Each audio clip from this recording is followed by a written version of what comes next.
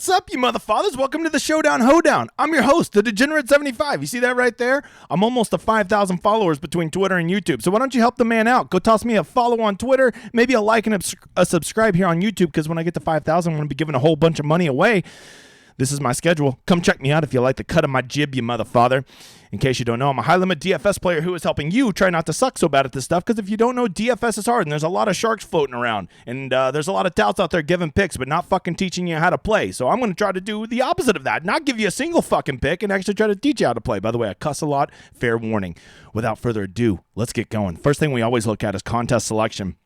I am in the ear of DraftKings, just being like, please, Lord, start making a 20 max. Because if you don't know, 20 maxes for Showdown are perfect, right? Why are they so perfect? Because A, you're making the same lineups as everybody else in the tournament, right? When you go enter a mass multi-entry where people can enter 150 and you're entering 5, 10, 15, 20 lineups, well, that sucks because they get to bring so many more lineups than you that they have leverage on you. So if you could play in tournaments where it's the same amount of people as you or the same amount of entries as you, that's the nuts. Problem is, DraftKings seems to think the only people that want to play in 20 max are like $1 bums and stuff like that. Well, what about me? I'd love to play in like a $20 20 max or a $50 20 max.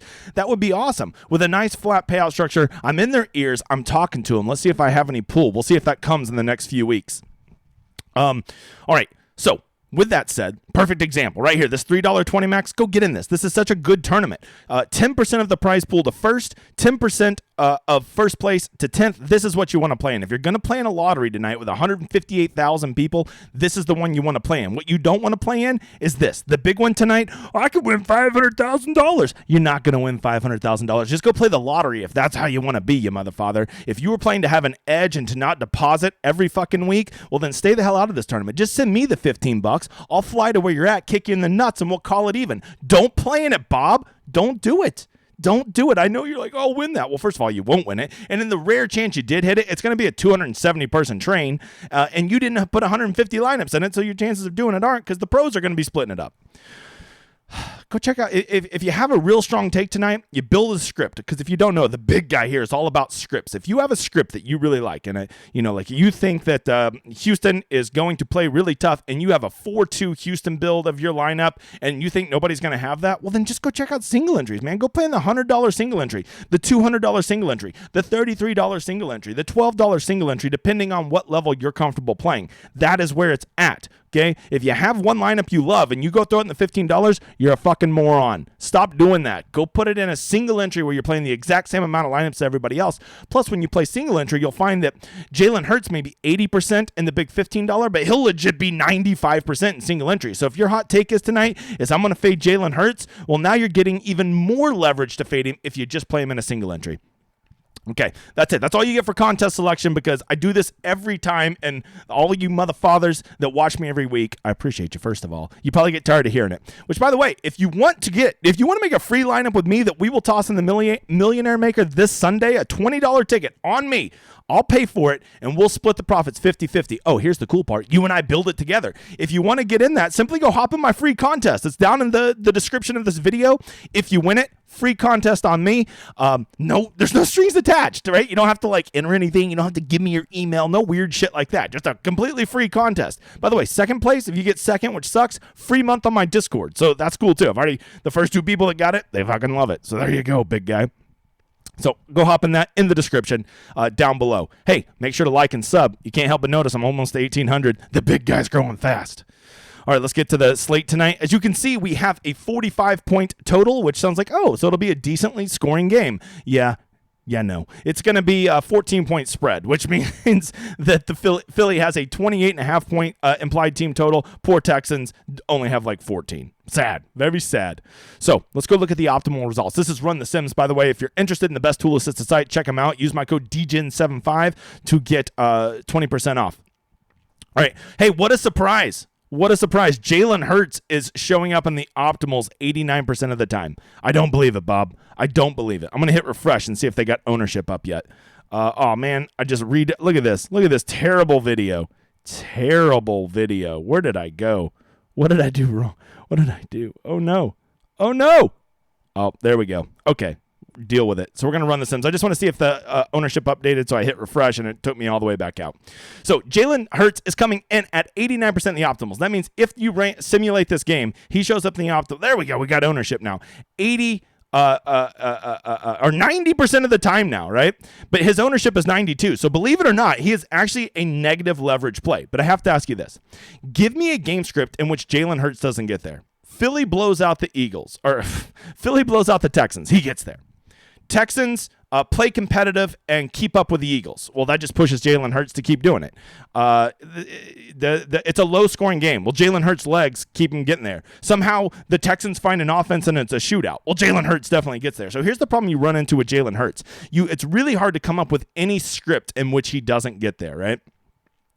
I will say, I really like Jalen Hurts. If you're going to play him, you might as well go all in on him and play him at captain, right? If we're going to play the whole narrative that he's not going to get there, or that he's going to get there, you might as well try to get him there as much as he can, and maybe you can get a little bit of leverage by having him as your captain. However, I do want to tell you about Miles Sanders, right? Miles Sanders is disgustingly overpriced, right?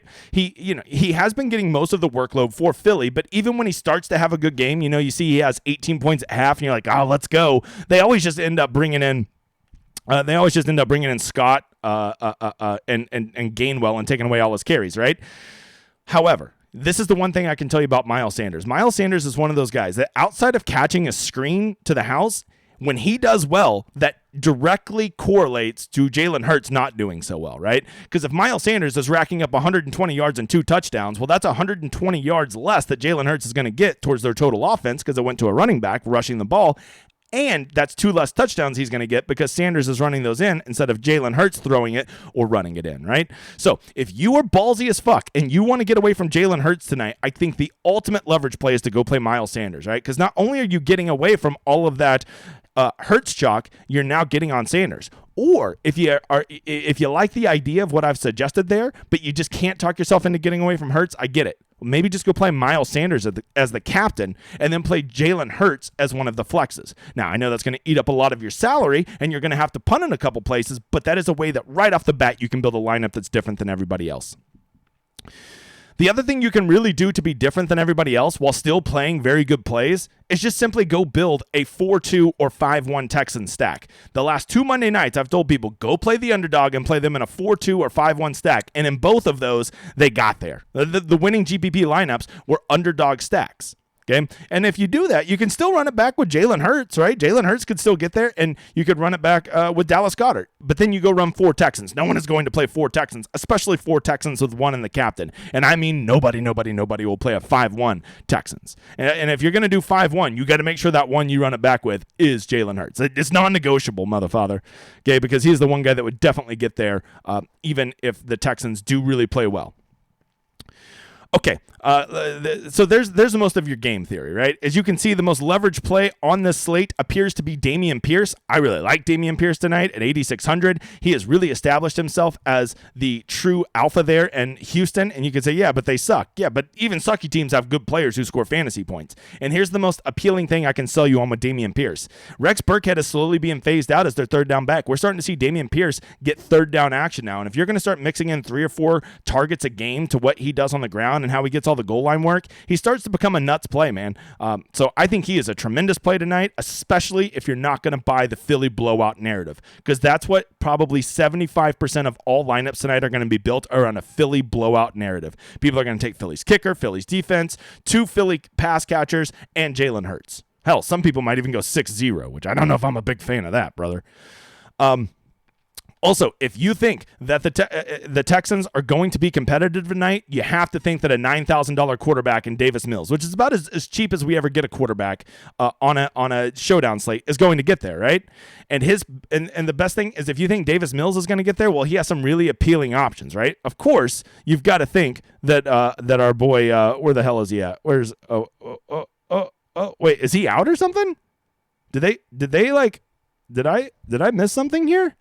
I'm going to midstream. I'm going to go do Brandon Cooks. What's going on with Brandon Cooks? Why is he not? Maybe that's why the thing was updating. Brandon Cooks top. Brandon Cooks will not play tonight live on my show. Well, I'm recording, but fuck, there you go. That changes shit. Okay, so Brandon Cooks is out. Glad we saw that, you motherfather. So right now, that makes Philip Dorsett Like, I mean, he's going to be on the field at 4,000. If you are feeling the Texans tonight and you want to stack, Philip Dorsett is now the nuts, and Chris Moore is now the nuts, and a guy that I really like, who I think really, you're thinking, well, why Brevin Jordan? Why Brevin Jordan? He's a tight end, man. Why would I play a tight end if a running back's out? Because there's more targets to go around, you donkey dick. Brevin Jordan has clearly emerged as the top target for the Texans. He is getting way more run than Jordan Akins. I think you could play them both. I just prefer Brevin Jordan, especially as the pass catcher with Brandon Cooks' targets being out. Man, wow, that's some big news right there. So Houston wide receivers are now very live. If you want to run a 5-1 Philly stack, maybe go run 5-1 and then go put in Dorsett and then make that exact same lineup and then put in Moore and then make that exact same lineup and put in Brevin Jordan. And Chris Moore will definitely be the least owned of these guys because he'll seem overpriced at $5,400, which probably is an overprice for him. But someone's got to get those targets. You hope it's him. Although I would bet on Philip Dorsett, but let's be real. Philip Dorsett's going to be owned as fuck now because people are sharp enough to know that he's going to be the wide receiver number 1 with Brandon Cooks out. So that's big news right there. Literally live on the show. You just saw it. For Philly, I think A.J. Brown is the guy that I want to fade coming off that monster game. Yes, I know he's good. Yes, I know he's amazing. I know. And I know he's Jalen Hurts' favorite. But instead of A.J. Brown, just to get some leverage, I'd rather just go play Devontae Smith. Give me Devontae Smith. It just seems like they rotate having big games, so let's just say it's Devontae Smith. But more than both of those guys, the one that I really want to get a piece of is Dallas Goedert. He just seems like he's due for one of those blow-up 25, 30-point games. So if I'm stacking somebody with Jalen Hurts, Dallas Goedert is my favorite. But everybody always only stacks those 3. Ones if you really want to get clever with a Philly stack. Who could we possibly play from Philly? This is the one I like. Quez Watkins, right? Quez Watkins had 0 catches last week, ran fewer routes, but he is clearly the 3rd wide receiver. He runs the 3rd most routes on the team, ran over 20 routes last week, and at 1,400, all he needs is that one Quez Watkins bomb, and he's in the nuts. So if you want to build a Philly stack and get different than a lot of people, go get Quez Watkins in there. Lastly, we always talk about kickers and defenses. I think they're both very viable tonight, depending on the game script that you pick. Remember, it's all about the game script, and we've been seeing some pretty ugly games recently, right? And in these ugly games, kickers and defenses disproportionately get there. You go run. You can go 2 big pay up options: Jalen Hurts at captain, and then maybe go run whoever you want, Dameon Pierce, and then you could just run like 2 kickers and a defense and 1 pass catcher or something like that, right? That could be a very viable lineup to win it if this game is something like 13-9, right? So that's a game script that could get there. If you think Houston's gonna, be behind and they're gonna be slinging it, and they're actually gonna be efficient in garbage time, well, then you gotta love a Davis Mills, Dorsett, double stack Davis Mills, and hope he throws 2 touchdowns in the 4th quarter when they're just, scrambling to get back. And then if you want some ultimate punts, some punts that could get there, I've already told you about Jordan Aiken. I think Tyron Johnson now becomes very live, right? He's probably going to be the 3rd wide receiver for Houston. If you want that $200 punt that could get there, why not him? O.J. Howard, maybe they're going to run a lot more 2 tight end looks, and so him, Brevin Jordan, and Akins all get on the field quite a bit. That's a possibility. Those are the ones I'm looking at as absolute punts tonight, right? With that Cooks news out, you got to really assume some of that usage is going to get absorbed. Or you could just say, well, now the Texans suck so bad. They have no chance, and they're going to be so inefficient, I don't even care about the usage, right? It doesn't matter if this guy's going to get extra targets if they're worthless targets, right? Because they're so far behind. So that's something to consider. The most important thing I can give you tonight is contest selection. Build contest selections. And the second most important advice I could give you is make a game script. You pick how this game's going to play out, right? Do you think that, maybe it's going to be Philly gets up early and you want to run and they're just going to run the ball down their throat. So you want to go stack a Miles Sanders and a Boston Scott, right? That's an option, right? A double running back stack. You probably still want to have Hurts in there, right? But you do that and you basically just say they're going to score all their touchdowns running. It's going to be 28-3 by the 3rd quarter. And it's just going to be, after that, it's going to be a slog. You definitely want to have Philly's defense in that, in that build, right? And so you pick your script and you build lineups around it. If you're going to do a 20 max, you build a script or two that you like, and then you pick players that are going to go off. If you think it's going to be a Philly blowout and they're going to just run the ball and win a nice slow game, 21-6 or something like that, well, then I don't think you want A.J. Brown. You definitely don't want Devontae Smith in a game like that, right? So those are guys you could start Xing out. I think Dallas Goedert could still get there in a script like that, but it's your script. You pick it. You make your own player picks. You make your own script. You make your own lineups. Don't trust fucking touts saying you gotta play this guy tonight. Okay, it's your lineups. It's your money. You make your own picks. And when you start being your own man or woman and you make your own picks, you'll find you do a lot better at this DFS shit. Take useful information from smart people. Take useful tools, but at the end of the day, you make your own picks. Didn't mean to get so preachy. That's it, guys. Hey, if you're interested, I have a Discord connected through my Patreon. Come check it out. It's growing every fucking day. It's pretty incredible. I do way more content for them. I do a live stream tonight just for them, going over any news. Please like and subscribe. I'm almost to 5,000 between Twitter and YouTube, so help me get there, man. I hope this video helps you. I hope you kick some ass. Send me those screenshots. I got some pretty great ones last night. Hope you enjoy my outro, you motherfather.